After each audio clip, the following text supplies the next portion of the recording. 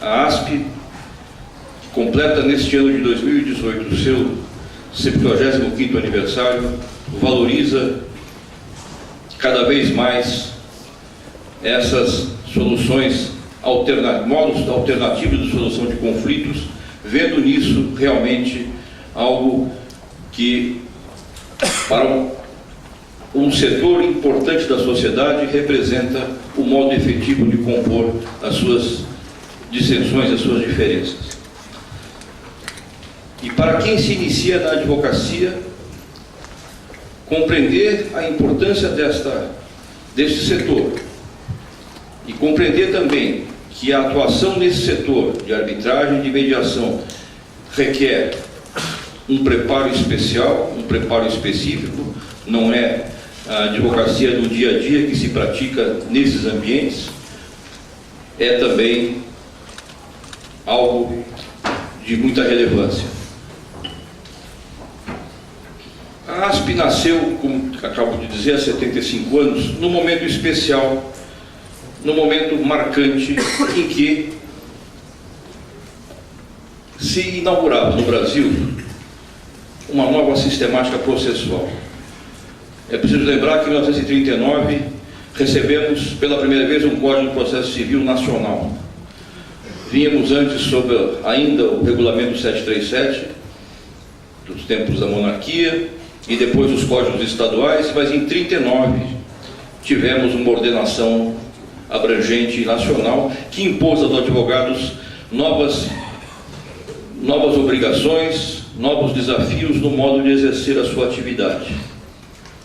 A ASP nasceu sob a inspiração de auxiliar os advogados a enfrentar esse novo momento de desafio que se colocava ali, naquele momento também que o mundo se preparava para emergir do pesadelo da Segunda Guerra Mundial e entrar numa nova era de democracia, de práticas livres de atuação. O Código de 39 impôs aos advogados, dentre outras novidades e exigências, a de receber as suas intimações por meio da imprensa oficial, o que até então era impensável, porque os advogados tinham o privilégio de receber as suas intimações mediante a amigável visita de um oficial de justiça, que dizia: doutor, o senhor tem aqui no processo tal um prazo. E depois dizia: não, mas você volta na semana que vem. Com a imprensa oficial não havia esse tipo de conversa amigável. Era preciso estar preparado para isso, e era, de certo modo, realmente uma tarefa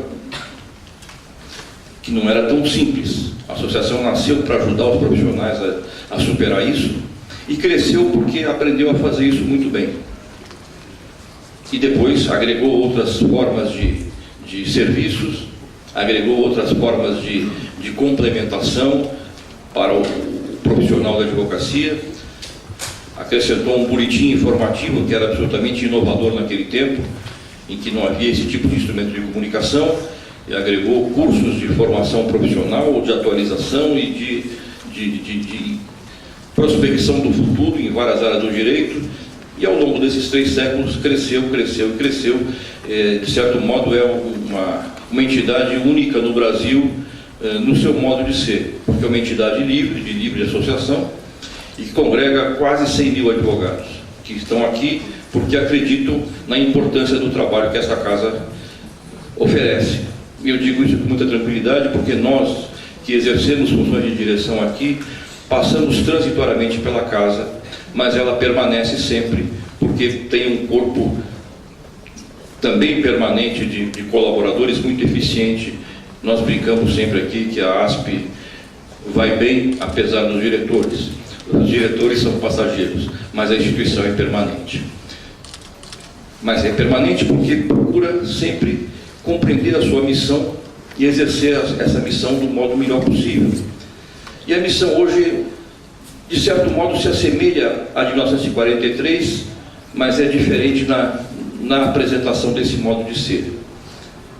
Como em 1943 agora, a advocacia enfrenta desafios imprevisíveis até há pouco tempo atrás. Nós temos agora aqui os assuntos da inteligência artificial que nos assombram a cada dia. A cada dia nós ouvimos dizer que em 2 ou 3 ou 4 anos nós não estaremos mais fazendo o que fazemos hoje, esse tipo de advertência, e nós sabemos que realmente os instrumentos estão chegando, nós ainda não os conhecemos completamente, mas haverá transformações no modo de praticar a advocacia, mas nós sabemos uma coisa acima de todas as outras coisas, que seja como for, o advogado estará sempre no centro da atividade.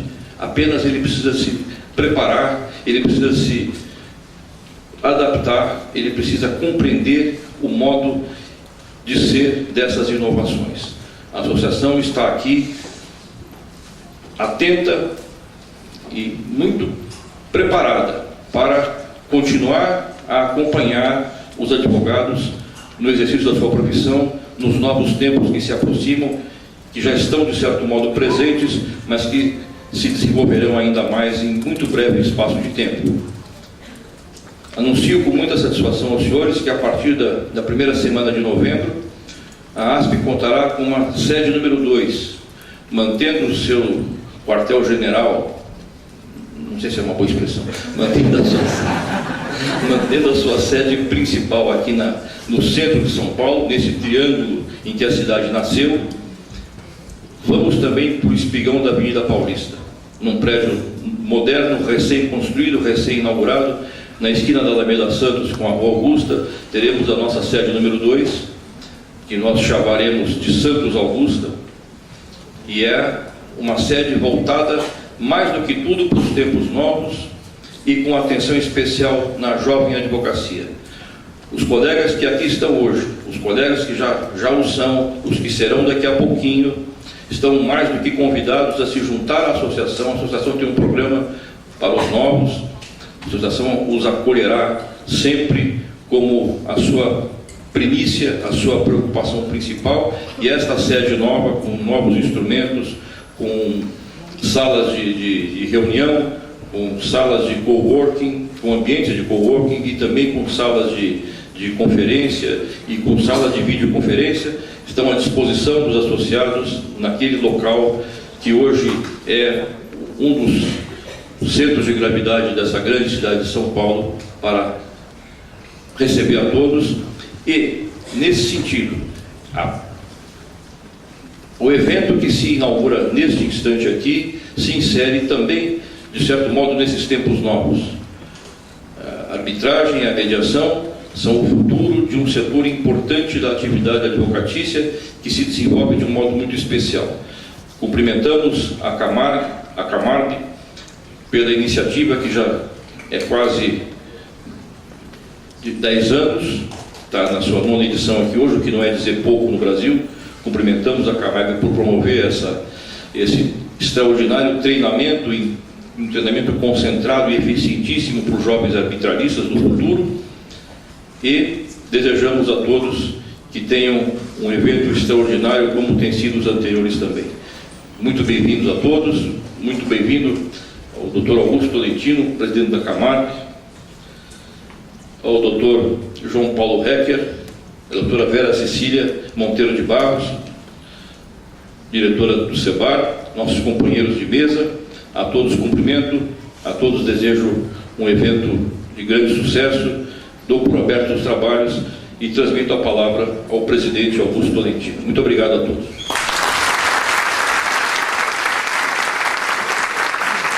Um ano atrás, abrimos aqui em São Paulo a 8ª edição da Competição Brasileira de Mediação e Arbitragem Empresarial Camarg, em homenagem a Petrone Muniz. Lembro-me de haver dito naquela ocasião que nós o fazíamos com muita alegria e com indisfarçável orgulho. Com muita alegria porque realizávamos pelo 8º ano consecutivo em mais uma das grandes instituições de ensino do Brasil. Com orgulho, porque olhando o número de competidores e de todos os profissionais envolvidos, podíamos naquele momento constatar que essa competição havia se tornado, por esse prisma, o maior evento de arbitragem da América Latina. Passado um ano, novamente em São Paulo, na abertura desta 9ª edição, posso lhes dizer que a alegria e o orgulho são ainda maiores. Com efeito, somos este ano anfitrionados por uma das melhores universidades do Brasil, uma instituição que coleciona êxitos desde a sua fundação, uma fonte de inspiração para aqueles que, como a Camargue, trabalham com ética, profissionalismo e perseverança na busca incessante do aprimoramento de suas práticas e da melhoria na qualidade dos serviços que prestam. Por isso, a associação do IBMEC com a Camargue neste projeto, que espero, professor Ecker, possa se estender a muitos outros, muito nos envaidece e muito nos alegra. O IBMEC é reconhecidamente um caso de sucesso, como, me permitam dizer, é o caso desta competição. Os números não nos deixam mentir e por isso nunca será demasiado falar deles, para mostrar o crescimento e o êxito de um projeto que começou em 2010 em Belo Horizonte, apenas com uma competição de arbitragem, inspirada no Wismut de Viena, com, atentem os senhores, 14 equipes inscritas, vindas de 4 estados brasileiros, totalizando 76 competidores. Passados 9 anos, depois de acontecer em algumas capitais do país, a competição volta a São Paulo, que desde o ano passado se tornou sua sede definitiva. Mas não volta mais como aquela pequena competição de arbitragem que nascera em 2010.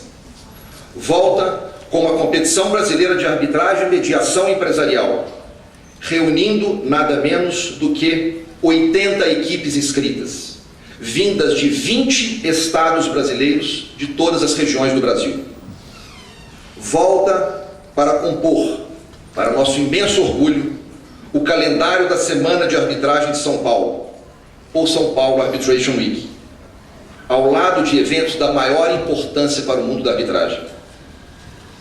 São 1.050 competidores, mais de 200 ouvintes, 300 avaliadores, totalizando cerca de 1.500 pessoas envolvidas nesse projeto. O orgulho, portanto, é renovado e, permitam-me mais uma vez, mais do que justificado.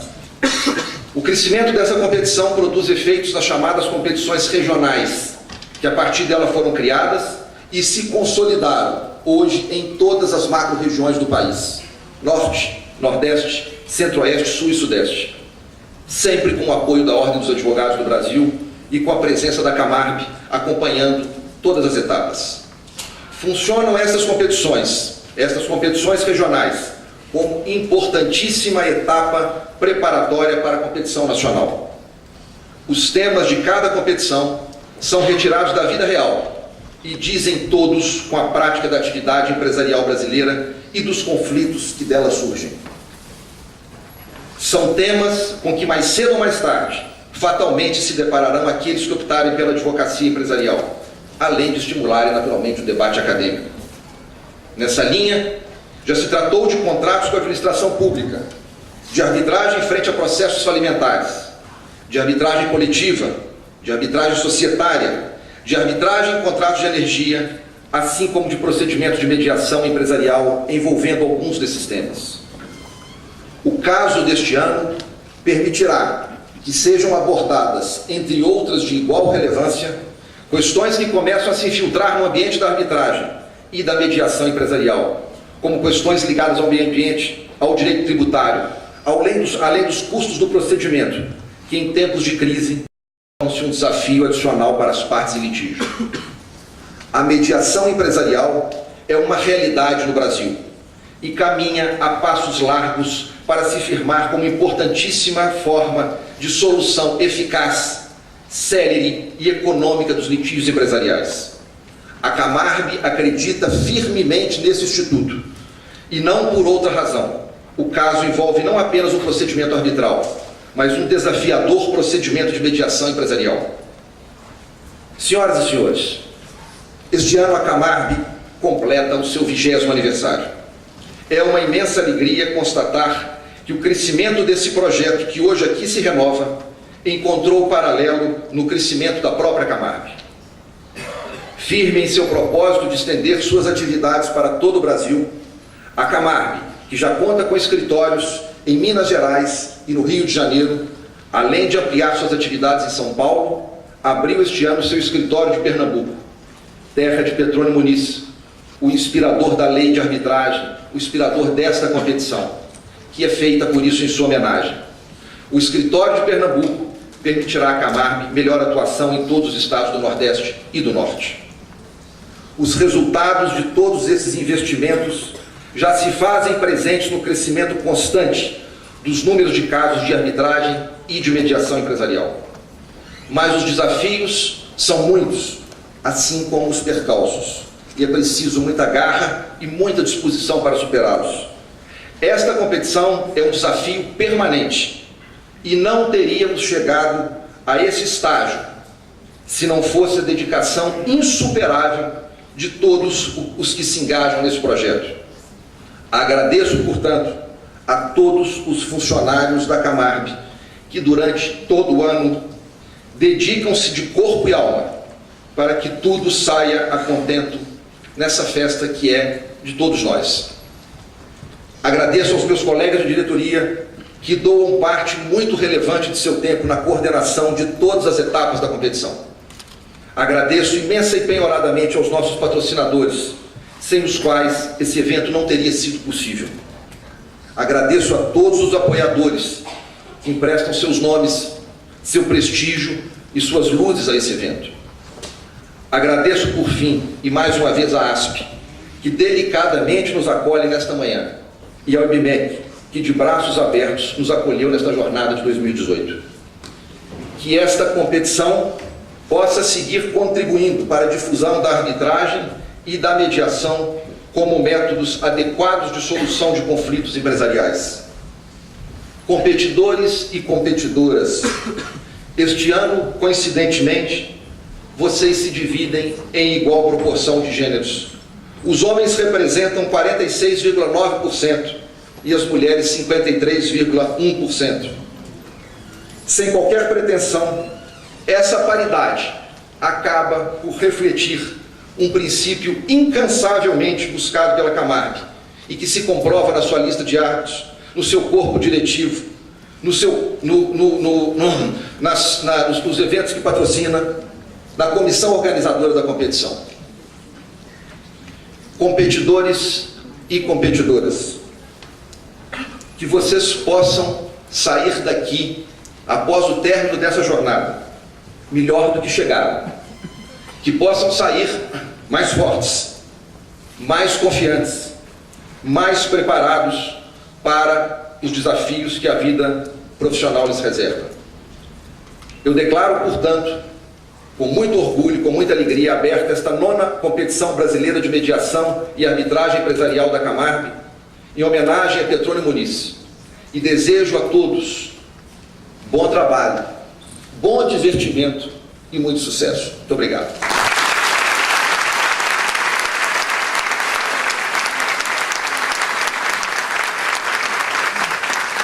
Agradecemos também ao Dr. Augusto Tolentino e convidamos também para fazer a sua saudação o Dr. João Paulo Hecker, coordenador da pós-graduação em Direito do IBMEC São Paulo. Por favor.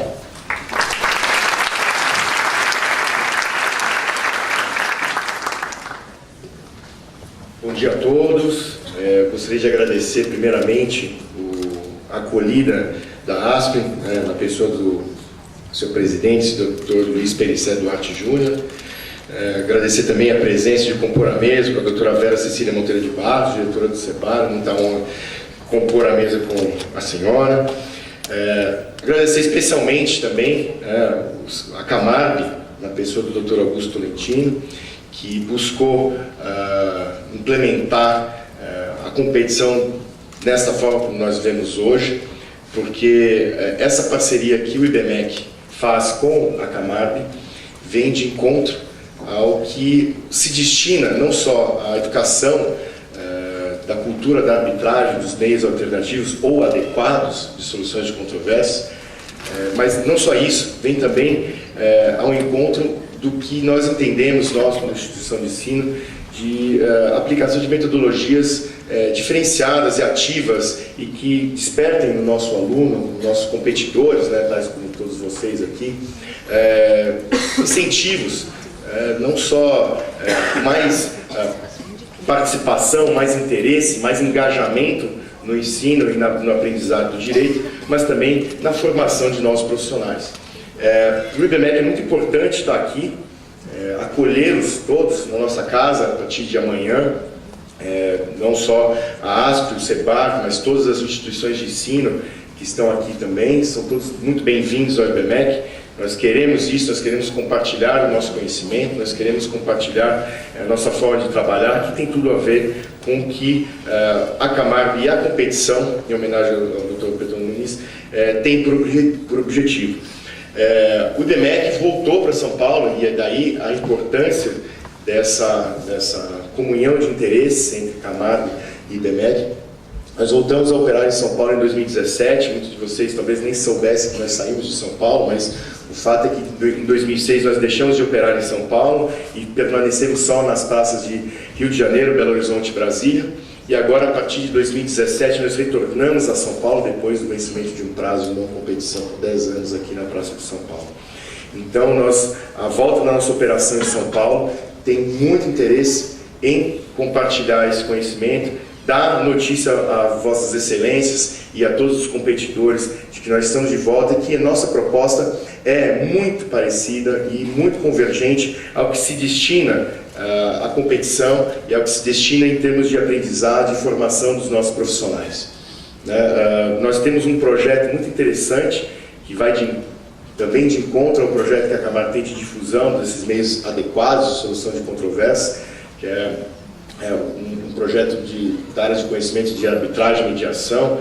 Então, não fazia sentido nós ingressarmos nesse ramo, nessa área, nesse objeto de conhecimento, sem um parceiro forte como a Camargo. Então, aqui eu gostaria de também reafirmar mais uma vez o nosso compromisso, em parceria com a Camargo, para desenvolver esses projetos, deixar as portas abertas para todas as instituições de ensino, todas as instituições também, tal como o SEBAR e a ASP, que são instituições irmãs. Nós gostaríamos muito de acolhê-los também na nossa casa. Gostaria de agradecer, já encerrando aqui a minha fala, principalmente a organização da Camargo, Dr. Felipe Moraes, a doutora Suzana Cremaschi, a doutora Camila Passos, que puderam proporcionar todo esse evento da forma como a gente está apresentando hoje para vocês e que a gente tem certeza que ao final será de grande sucesso. Mais uma vez, gostaria de agradecer também a presença de todos aqui, desejar a todos vocês, competidores, árbitros, comissão organizadora, ouvintes, muito boa sorte, muito sucesso e que a gente possa no ano que vem voltar aqui e falar dessa enorme e muito gratificante experiência que nós pudemos presenciar aqui hoje. Muito obrigado.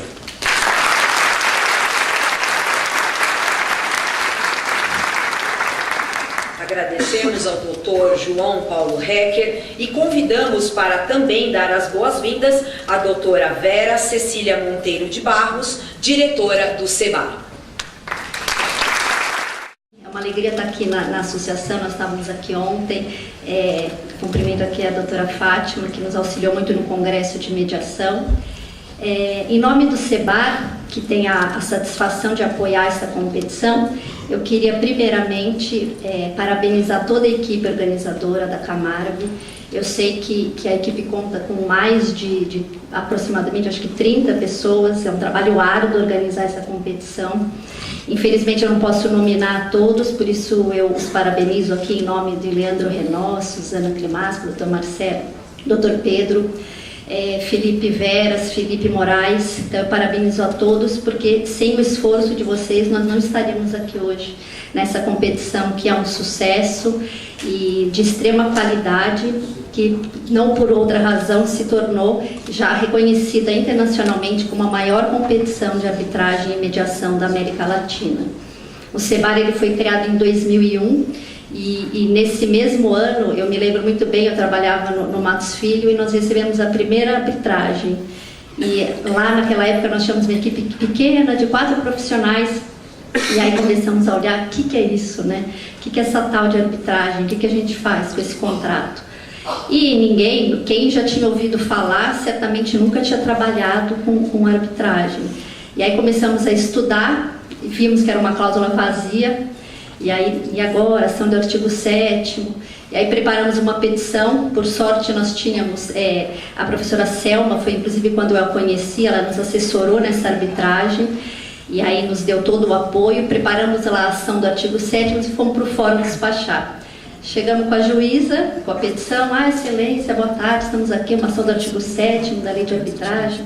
Ela nos olhou com muita humildade: olha, eu não faço ideia do que é isso. E aí nós ficamos desesperados: o que vai sair daqui? E por sorte ela estudou o caso, e 1 ano depois nós conseguimos instituir a arbitragem.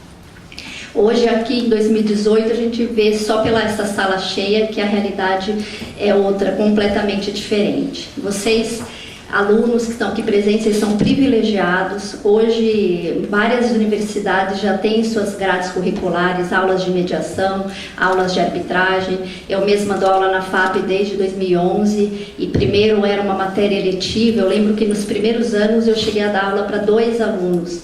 E hoje já está na grade obrigatória e as classes estão cheias. Então, vocês são realmente privilegiados, aproveitem essa oportunidade. A competição, além de ser uma oportunidade para vocês conhecerem e interagirem com alunos de todos os estados do Brasil, ela certamente contribui para a formação de profissionais extremamente competentes e qualificados. Então aproveitem essa oportunidade. Eu desejo a todos aqui, todos os participantes, todos os coaches, muita sorte. E eu tenho certeza que no domingo, no final da competição, independentemente do resultado, como desejou o Augusto, não tenho dúvida que vocês vão estar melhores e mais fortes. Mas podem ter certeza que as noites mal dormidas, elas vão ser compensadas pelo enorme aprendizado e crescimento profissional e pessoal, e especialmente pelo convívio com profissionais e advogados e estudantes de todos os estados do Brasil. Então, boa sorte a todos e obrigada por estar aqui.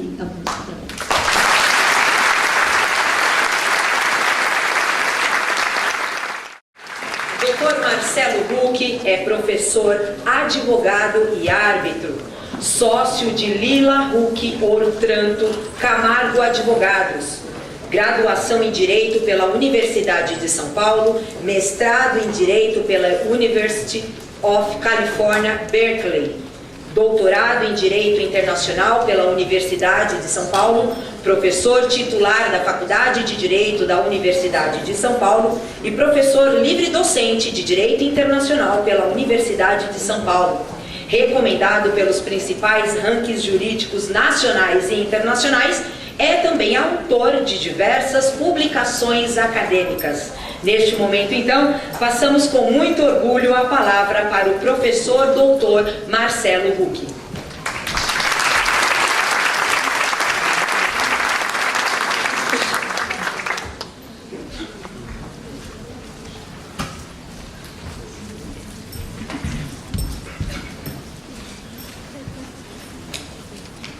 Bom dia a todos. Um prazer imenso e uma grande responsabilidade proferir essa palestra inaugural na competição de arbitragem da Camara. Ano passado, aqui em São Paulo, eu tive o prazer de participar também da competição, mas de uma forma diferente. Também com muita satisfação, muito orgulho, me convidaram para atuar na banca, enfim, do tribunal, no grupo avaliador da final. Creio eu, uma responsabilidade muito maior, porque era o resultado, ou a resultante de um processo de esforços que vocês, que os alunos, que os grupos, que as equipes haviam feito durante o ano inteiro para chegar àquela final no auditório do Mackenzie. Hoje, muito embora seja muito mais pomposo dizer que eu vou fazer a palestra magna, realmente é uma oportunidade para saudar a Camargo por esse maior evento de arbitragem na América Latina.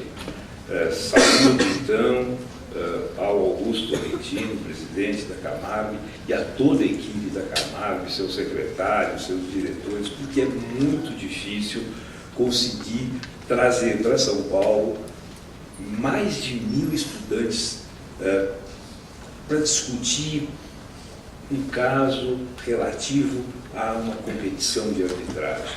Então eu parabenizo a Camargo, mas mais do que a Camargo, eu parabenizo a todos vocês, porque atendem a esse convite, e na realidade é vocês que dão o brilho e que fazem o sucesso do evento. Agradeço também a ASP pela hospedagem, professor Dr. Luiz Pericê, e vou mais rapidamente iniciar aqui essa rápida análise, essa palestra, que o meu desafio, pelo menos assim entendi, era ser objetivo e tocar em alguns temas arbitrais, é óbvio, que são relativos ao processo que vocês conhecem tão bem e que é o objeto da competição. Eu vou tentar não fazer nenhum spoiler aqui, vou tentar não dar nenhuma opinião que possa, de alguma forma, desesperar alguns ou incentivar outros conforme o lado em que estejam no processo de competição. Mas eu estava lendo a programação agora dessa manhã, e nós estamos um pouco atrasados, eu vou tentar ser também um pouco mais rápido. Com certeza, pelos temas das palestras, vocês vão ter um monte de spoilers, um monte. É impossível alguém chegar e falar sobre cláusula escalonada sem dar a sua opinião, ou sobre custa sem dar a sua opinião. Mas eu, como a minha palestra é magna, eu vou tentar ser isento, né? Vou corresponder a essa expectativa. O caso, efetivamente, ele é muito interessante. Até recentemente, durante essa São Paulo Arbitration Week, encontrei o nosso querido presidente Augusto Tolentino e perguntou: você achou o caso muito difícil? Eu falei: difícil não é, mas é complexo. Ele é um caso cheio de reentrâncias e detalhes, mas eu acho que nesse sentido é bom, porque é uma matéria-prima muito boa para análise, uma matéria muito boa para estudo, uma matéria muito boa, inclusive, para os avaliadores.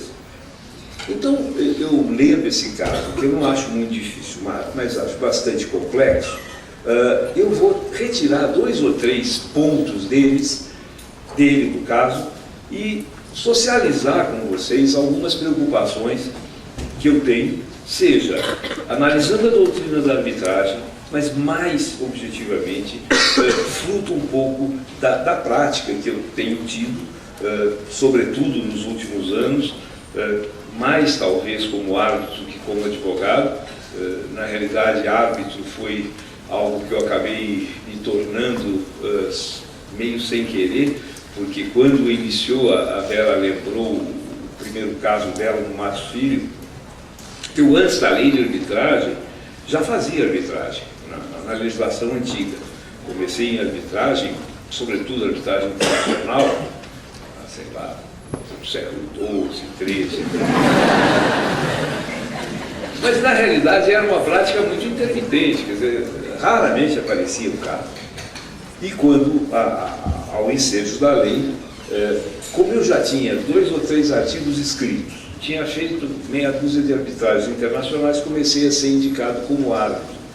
E confesso para vocês que foi uma aprendizado muito difícil, porque eu era advogado de verdade, eu nunca tinha feito outra coisa na vida, e advogado assina por procuração.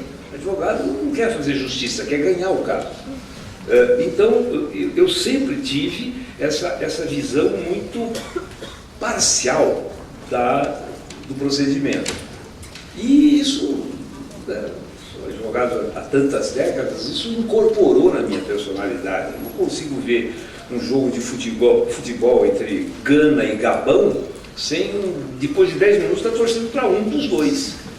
Então, quando eu comecei o exercício da arbitragem, eu fui aprendendo e tive que fazê-lo a essa técnica da imparcialidade. Eu acho que acabei me tornando um árbitro razoável, tanto é que o pessoal continua me indicando. Então, eu vou dar a vocês também essa perspectiva do árbitro, prática mesmo, desses 2 ou 3 temas que eu vou tratar com vocês. O primeiro deles é a tal cláusula escalonada, que vai ser objeto aqui de uma das palestras, se não me falha a memória, e é o caso de vocês. Quer dizer, no caso de vocês, nós temos ali uma previsão de mediação, né, na cláusula compromissória.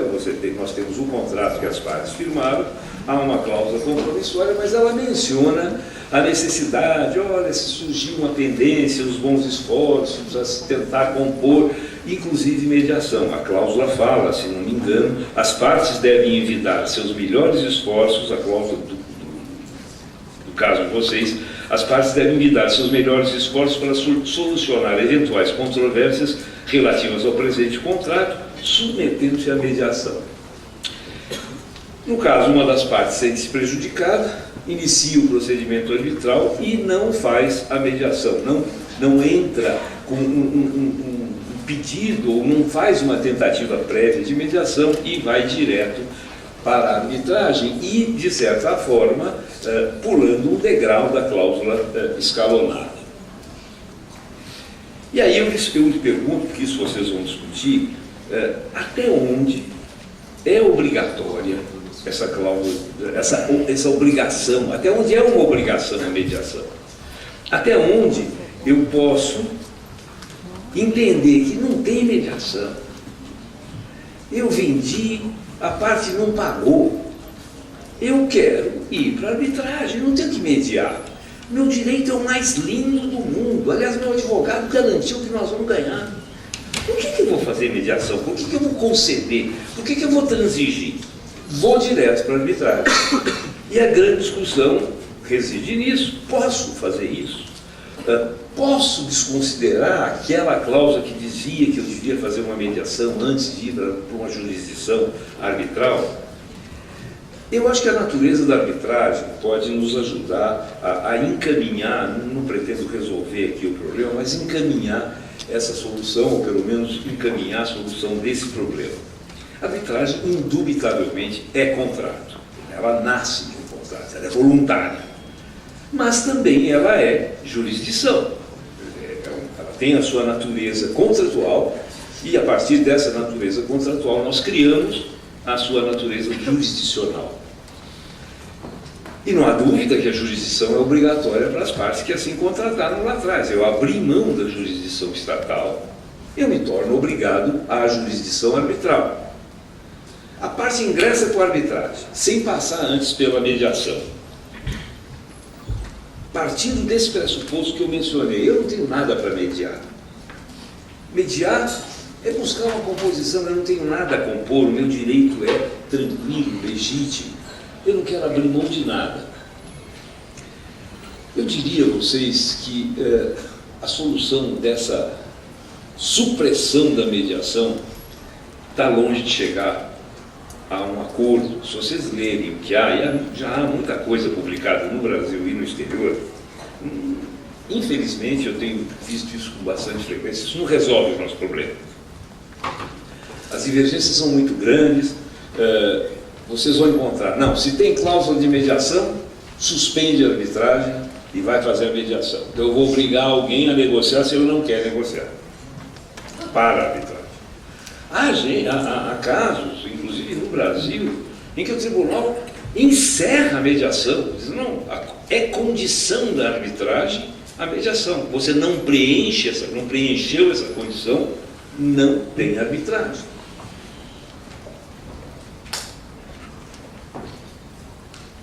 Eu diria que, sem tentar estragar as discussões que vocês vão ter no curso, que, pelo menos a minha orientação até agora, se a cláusula fala genericamente mediação e equipara a mediação a bons esforços, a vontade de fazer a paz, meiguice judicial, esse genérico, a meu ver, não me obriga a ir para a arbitragem.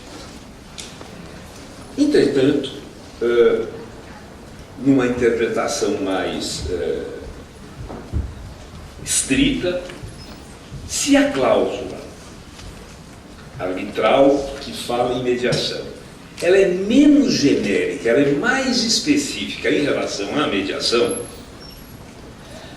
ela se torna uma obrigação. A meu ver, aí não é mais bons esforços, não é mais meiguice, não é mais simpatia, é uma obrigação. E se vocês olharem a própria lei da mediação, a lei 13.140, se não me engano, ela estabelece a necessidade de que na cláusula de mediação, e as mediadoras que podem estar por aqui, os mediadores que podem estar por aqui vão se lembrar disso, a cláusula de mediação tem que ser detalhada. Ela não pode ser vazia. Ah, vai ter mediação. Não, ela tem que dizer qual é o prazo que as partes têm que atender à primeira reunião de mediação, ela tem que dizer, tem que prever o local da mediação, tem que dizer como se escolhe o mediador, enfim, a cláusula tem que ser cheia nesse sentido, a cláusula de mediação. Então vamos imaginar, e aí eu ponho a dúvida para vocês, que eu tenho essa cláusula no contrato da competição. A cláusula realmente ela é genérica, olha, bons esforços, inclusive mediação. Aí eu falo assim, não, ela é genérica, não é uma cláusula específica. Mas vamos dizer que ela fosse específica, dissesse tudo, como escolhe o mediador, onde se encontra, como faz a mediação. A meu ver, seria uma obrigação contratual, uma obrigação de mediar. Pergunto, e se a parte ignora essa obrigação de mediar? Está lá com todas as letras, claríssimo, detalhada, como será a mediação. Eu vou direto para a arbitragem. O comportamento do tribunal deve ser suspender ou extinguir a arbitragem, ou seguir com a arbitragem, e aí vejo que um detalhe meio sofisticado, e entender que o que houve não foi o não preenchimento de uma condição para a arbitragem, e sim o descumprimento de uma cláusula arbitral. Perdão, o descumprimento de uma cláusula contratual. Ou seja, a parte que vai direto à arbitragem e ignora a cláusula cheia de mediação, creio eu, não perde o direito de ingressar na arbitragem, mas descumpre uma cláusula do contrato que a obrigava a mediar antes de ir para a jurisdição arbitral. A meu ver, todo o respeito pelas opiniões contrárias, essa cláusula não é condição da arbitragem. Se eu não fiz a mediação, eu descumpri uma cláusula do contrato. E cabe ao tribunal, ao analisar o procedimento, verificar que, além de tudo que a parte alegou, tem ali mais um descumprimento de cláusula contratual. Essa é, a meu ver, uma visão pró-arbitragem, mas eu respeito de todo o coração aqueles que entendem que não, suspende, manda as partes para fazer a mediação. Passo para um segundo tema rapidamente. Custas na arbitragem, que é um dos temas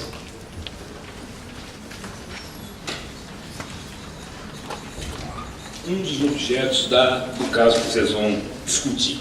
Uma das partes diz que está muito caro a arbitragem, não tenho dinheiro, quero pagar em 10 vezes, sem juros, sem correção. A parte, no caso concurso, a parte requerida solicita um parcelamento.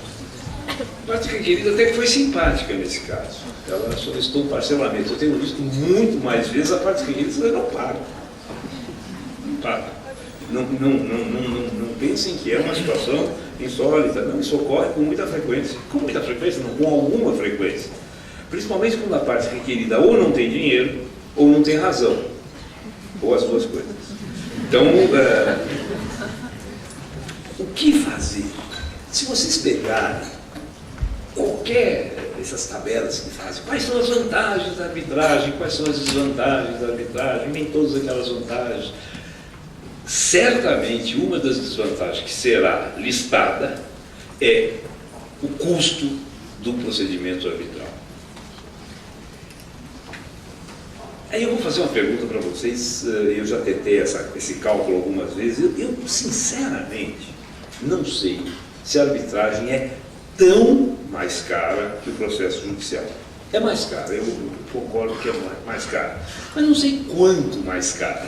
O que eu vejo com certeza é que se nós formos olhar a arbitragem, no caso de uma empresa no procedimento, o fluxo de caixa é muito mais intenso na arbitragem, porque eu tenho uma arbitragem resolvida em 2, 3 anos, então eu tenho que sustentar esse procedimento em 2, 3 anos, e eu tenho um procedimento judicial que leva 6, 8 anos, então o meu fluxo de caixa no longo prazo ele é mais suave, ele é mais ameno.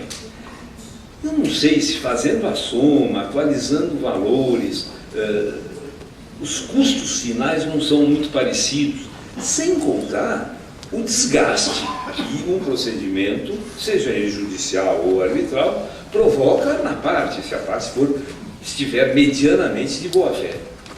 Se a parte está atuando aí no procedimento de boa fé, isto é um desgaste, a manutenção dessa tendência, sem contar o eventual problema do contingenciamento para uma grande empresa ou uma média empresa, em que ela vai ter que contingenciar aqueles valores no seu balanço, aquele risco de perder a arbitragem, deixar aquilo contingenciado por um prazo muito maior, e isso impacta na vida da sociedade, na distribuição de lucros, etc. O que eu vejo, e eu gostaria de deixar isso aqui também expresso, é que algumas vezes a arbitragem é escolhida por uma das partes justamente pelo seu custo. A parte imagina que quem pode reclamar via arbitragem é a outra parte e quer criar para esta outra parte um empecilho de natureza financeira. Ou seja, e eu vou dar um exemplo claro, por exemplo, contratos de franquia, eu vejo isso com muita frequência. Obviamente que o franqueador tem um poder econômico muito maior que o franqueado, em geral. Então, normalmente, nos contratos de franquia, nós temos a cláusula arbitral, porque o franqueador parte do pressuposto que o custo da arbitragem para o franqueado vai ser um empecilho para que ele venha, eventualmente, no futuro, reclamar algum direito que ele entenda violado. Então, eu já vi, muita vez, a utilização da arbitragem para dificultar, para criar um empecilho de natureza financeira, uma dificuldade financeira para uma das partes ter acesso à jurisdição. E um problema também que existe, bastante comum, que se discutiu muito sobre a arbitragem estatutária, né, essa arbitragem que as sociedades anônimas incluem no seu estatuto e que obriga o acionista a recorrer à arbitragem se ele quiser divergir da diretoria, do conselho, da própria sociedade. Uma discussão de assembleia, algo que viole seu direito de acionista, ele tem necessariamente que recorrer à arbitragem. Aliás, é até exigência, no caso aqui do novo mercado, a B3, a Bolsa, exige que a empresa, a SA, que queira integrar um novo mercado, tenha que ter obrigatoriamente no seu estatuto a cláusula arbitral. E aí, eu devo reconhecer, fica efetivamente mais difícil, mais caro para um acionista individual. Claro, se eu tenho um fundo muito rico é diferente, mas para um acionista individual para mim, que sou acionista da Petrobras, e acho que foi um absurdo que fizeram com as minhas ações, então eu tenho visto, nós temos visto muitos fundos ingressarem em juízo ou em arbitragens contra a Petrobras, mas não tem, raramente um sócio, um acionista individual tem poder para tocar uma arbitragem na B3. É caro. Até eu acho uma ideia mais ou menos, em algumas empresas dos Estados Unidos, eu tive a oportunidade de verificar, quando elas inserem a cláusula compromissória no estatuto, elas criam um fundo na sociedade, uma reserva no balanço, para financiar acionistas que queiram ingressar em arbitragens contra a sociedade. E se o acionista ganhar, obviamente, ele repõe isso ao fundo. De um lado é vantajoso, porque democratiza, ou seja, permite ao acionista recursos para ingressar na arbitragem, mas, por outro lado, facilita, né? Se é de graça, até injeção dentista. Então, sendo de graça, o acionista, bom, já que não custa nada mesmo, o fundo vai me financiar, vou entrar com essa arbitragem. Então, possibilita algum tipo de aventura arbitral. E, por fim, se o requerente efetivamente não tem recursos, aí ele pode recorrer a essa novidade no mercado brasileiro, que é o financiamento da arbitragem. Aliás, um dos nossos patrocinadores aqui do concurso é uma empresa de financiamento de arbitragem, a Leste, e que financia, né, a arbitragem. Esse é um problema, não tem ninguém da Leste aqui. Desculpa, eu vou falar uma coisa horrível. Não, mas é boa também. A parte boa eu falo de não, é verdade. Isso ocorre realmente com os árbitros. Você sabe disso, não é novidade. Se eu tenho um caso contra a parte contrária, um caso que eu tenho que levar à arbitragem, não tenho dinheiro, eu tenho pouco, não é suficiente, eu preciso de um bom advogado. E é curioso, só um parênteses, como a arbitragem tem um período concentrado, ela exige um trabalho de advogado também concentrado, que um advogado sozinho não consegue fazer. Precisa de uma equipe. É só ver, a gente vai fazer uma audiência de arbitragem, no mínimo, uma arbitragem mais importante, ou mais difícil, no mínimo 5 advogados de cada lado. Não tem arbitragem, não tem justiça gratuita na arbitragem, assim como não tem advogado de graça na arbitragem. Ninguém faz pro bono na arbitragem, pelo menos que eu saiba. Então, o custo do advogado, o custo da Câmara, o custo do perito, o custo do trabalho, o custo da documentação é razoável. Então, eu não tenho recursos, vou recorrer à Leste.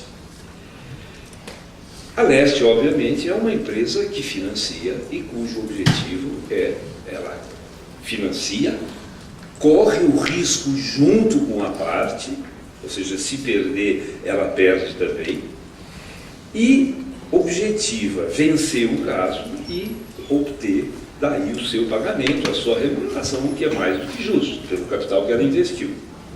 Obviamente que a Leste, como qualquer outra, não é só qualquer outra empresa ou fundo financiador de arbitragem, ele quer reduzir o seu risco. Então ele faz uma análise bastante criteriosa dos riscos que a parte está envolvendo naquele pleito. Qual a chance, qual a possibilidade de vencer, qual a possibilidade de não vencer e de perder. Como árbitro, eu te digo, e hoje em dia praticamente todas as câmaras exigem que a parte informe se ela está sendo financiada por alguém, inclusive para efeito de verificação de conflito. Eu posso ser sócio da Leste ou advogado da Leste e eu não sei que a Leste está financiando, eu na realidade acabo me comprometendo. Então tem que divulgar, olha, neste procedimento eu estou sendo financiado pela empresa, pelo fundo tal. Os árbitros, não sou eu só, sabedores do critério de análise que essas empresas fazem para avaliar o risco, ainda que eu não queira, lá no fundo, antes de dormir, eu penso, puxa, essa parte deve ter um bom direito. Ou pelo menos deve ter um direito que já sofreu um bom crivo numa boa avaliação de risco. Mas, de qualquer maneira, esse financiamento, a meu ver, que tenha, eu diria que esse é o único pequeno problema, essa única pequena dificuldade, esse financiamento, de alguma forma, democratiza, possibilita o acesso da parte que tenha menos recursos ao Tribunal Arbitral. Para concluir, terceiro ponto, falarei sobre o terceiro na arbitragem, que é um dos problemas também suscitado, esse problema no caso que vocês vão analisar. Uma das partes, no caso do caso, a requerida, diz, não, eu quero que ingresse no polo ativo a empresa tal, porque essa empresa negociou, essa empresa participou da elaboração do contrato, só não assinou uma subsidiária, assinou uma controlada, mas eu quero que agora ela integre o polo ativo. Gente, esse problema do terceiro na arbitragem, como diria o grande jurista Rui Barbosa, é um nó cego. Como trazer ao processo arbitral e fazer sujeitar-se a ele um terceiro alheio ao contrato? Como obrigar alguém a participar contra a vontade numa jurisdição voluntária? Numa jurisdição em que a essência da sua natureza é a liberdade, é a vontade de contratar. O tema é muito interessante, o tema é muito intrigante, porque esse terceiro na arbitragem pode ter um monte de formas variadas de integrar, de chamar o terceiro. O terceiro é que não é... Quem é o terceiro? O terceiro é que não é nem o primeiro nem o segundo, ele é o terceiro. Então, pode ser terceiro qual? Pode ser o terceiro, por exemplo, né, nós conhecemos bem o processo civil, chamamento ao processo, o juiz chama o processo a você. Pode ser intervenção do terceiro, o terceiro entra lá, eu quero participar desse processo. Pode haver uma cessão de direitos no contrato, parcial ou total, pode haver uma cessão de posição contratual, enfim, há uma, já que a aula magna permita-me, há uma miríade de alternativas. Eu ainda não falei nenhuma palavra em latim, eu acho que aula magna precisa falar alguma coisa. Mas enfim, não me recordo se eu programei alguma coisa, mas de qualquer maneira, há uma variedade muito grande de alternativas de se admitir ou de se pensar num terceiro no procedimento arbitral. Até há uma discussão curiosa, que eu, num caso que eu participei, em que havia uma discussão sobre se o interveniente anuente é parte ou não é parte. O interveniente anuente que intervém no contrato para concordar com alguma coisa que as partes ajustaram, ou interveniente que entra no contrato para dar uma garantia, até onde ele é parte no contrato. Então, é um tema muito interessante. Ou seja, falar sobre terceiro na arbitragem, eu acho que dá matéria para um curso de pós-graduação. Mas no caso aqui na nossa competição, o requerido, se vocês bem se lembram, afirma que o acionista da parte contratante participou das negociações, tem interesse direto no contrato e, portanto, deveria figurar no polo ativo. Nesse sentido, eu volto, o Tribunal Arbitral devidamente constituído, nós não temos nenhuma mais dúvida disso, ele tem jurisdição, mas ele não tem império. A lei não concede o juiz estatal, ele tem jurisdição e ele tem império. O Tribunal Arbitral tem jurisdição, mas não tem império. Gente, eu não consigo tirar da sala, eu não tenho poder como presidente de um tribunal arbitral, eu não tenho poder, eu não tenho império, eu não tenho força, juridicamente falando, para tirar da sala uma pessoa inconveniente, uma parte, um advogado. Eu me recordo que recentemente, aqui num procedimento na Bolsa, havia não era nem um advogado líder da equipe, um advogado que desde o começo da audiência, ele dava palpites e fazia gracinhas, fazia comentários inadequados. E o que eu posso fazer? Para advertir, olha, doutor, por favor, isso aqui é uma audiência arbitral, o senhor, por favor, quando o senhor quiser falar, a sua peça, o senhor fala, e na sua vez o senhor vai falar quando o senhor quiser. Os seus comentários não são necessários. Isso foi uma vez, isso foi 2 vezes. Na terceira vez, eu realmente não tinha condição. Eu cheguei para ele e falei, meu senhor, se o senhor fizer mais uma intervenção desse tipo, eu vou pedir para o senhor sair da sala. E se o senhor não sair, saio eu. Aí acabava a audiência, né? Porque o árbitro não tem poder de coação sequer para tirar um inconveniente da sala de audiência. Então, esse é o grande problema da jurisdição arbitral, sobretudo no que se refere à intervenção de terceiro. Então, eu diria que em casos em que a vinculação, e se vocês olharem a jurisprudência um pouco nesse sentido, em que a vinculação do terceiro é óbvia, então, a holding negociou tudo, a holding vai pagar ou vai receber, e quem assina o contrato é uma subsidiária, que às vezes não tem patrimônio, por exemplo. Se ficar provado que essa holding efetivamente participou e se esconde de má fé, ou por uma tática estratégica, ela não assina o contrato e para prevalecer dessa omissão, eu acho que o tribunal aí tem condições de chamar o terceiro para integrar um dos polos da arbitragem. Salvo se, houve um caso muito interessante a respeito, a holding deixe muito claro que não quer participar da arbitragem. Era um caso extremamente interessante.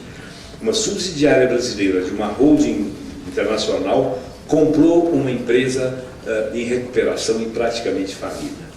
A empresa que compra, controlada pela holding, diz claramente: eu pertenço a uma holding especializada na compra de ativos de risco.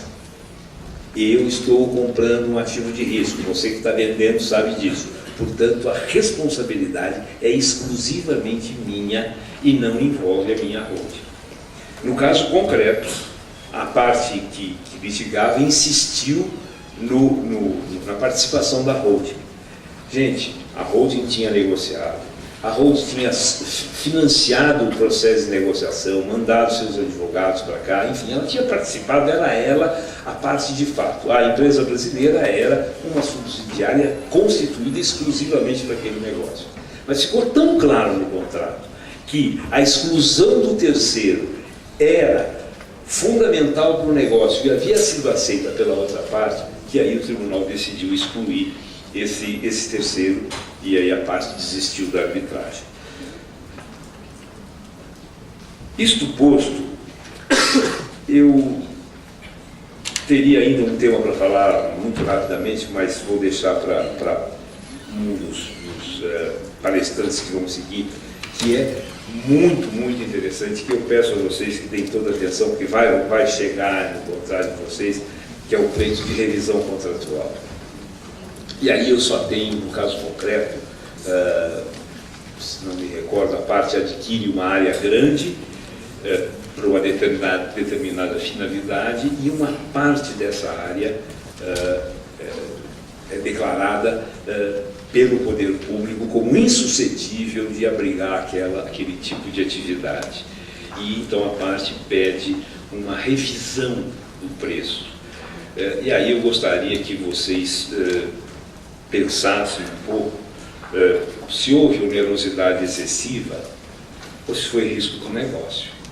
A parte está pedindo uma revisão do preço, porque houve inflação, porque houve alguma coisa super imprevisível, uma greve, o estouro de uma refinaria que subiu o preço do óleo. algo imprevisível que torna o contrato impossível, né? Porque a onerosidade excessiva que implica a revisão não é força maior, era previsível, mas ela tornou o contrato tão oneroso que não dá para cumprir. Eu posso até cumprir, mas é tão caro que economicamente eu não posso cumprir. No caso concreto, é muito interessante essa discussão, porque aí não há uma alegação de onerosidade excessiva, há uma alegação que eu paguei algo pela fazenda e eu não vou utilizar essa fazenda na sua integridade por um ato do Estado. E aí eu pergunto se isso é aceitável como uma revisão contratual. Ou seja, se o que se pede é uma revisão de preço ou uma simples correção do valor do contrato. Mas isso é uma outra história que fica para uma outra vez. Isso é algo que vocês vão discutir perante os avaliadores. E nessas últimas palavras, eu queria desejar a vocês muita sorte nessa competição. Mais do que sorte, abusem do talento que os trouxe aqui. Reitero o meu cumprimento à Camargo e ao IBMEC por se associar nesse empreendimento, nessa empresa tão valorosa, e agradeço muito o convite. Eu tenho muito, mas muito prazer em participar desse evento. E uma das coisas que mais me alegra na vida, depois de tantos anos de magistério, é estar frente a uma plateia jovem, na qual eu vejo o futuro da advocacia, os próximos 30, 40 anos, vocês vão tocar a advocacia e particularmente a arbitragem, e eu espero estar com vocês todos os anos pelos próximos 30 ou 40. Eu estava comentando agora, se vocês me permitem, uma rápida anedota. Eu lecionei durante 35 anos na Faculdade de Direito para graduação. Pós-graduação também, mas preferencialmente graduação. E tenho ainda imenso prazer de ministrar aulas na graduação. Hoje em dia, depois da minha aposentadoria, eu sou titular sênior, que é quase tão importante quanto palestra magna. E eu tenho ministrado aulas mais na pós-graduação, em que os nossos alunos já são advogados. E eu sinto muita falta das minhas aulas de graduação, e eu vou dizer, por isso que me lembrei disso aqui olhando para vocês. Todo ano eu começava uma turma nova. Então, chegava março, fevereiro, março, eu entrava na classe, uma turma nova, que tinha exatamente a mesma idade da turma anterior, que por sua vez tinha a mesma idade da turma anterior, e assim sucessivamente. Ou seja, eu entrava na classe e convivia com aqueles meninos e com aquelas meninas um ano inteiro, todos com a mesma idade, e todos se repetiam sempre com a mesma idade. Gente, isso me dava uma sensação que, como a idade da classe não mudava, a minha também não mudava. E vocês hoje contribuem imensamente para esse prazer. Muito obrigado.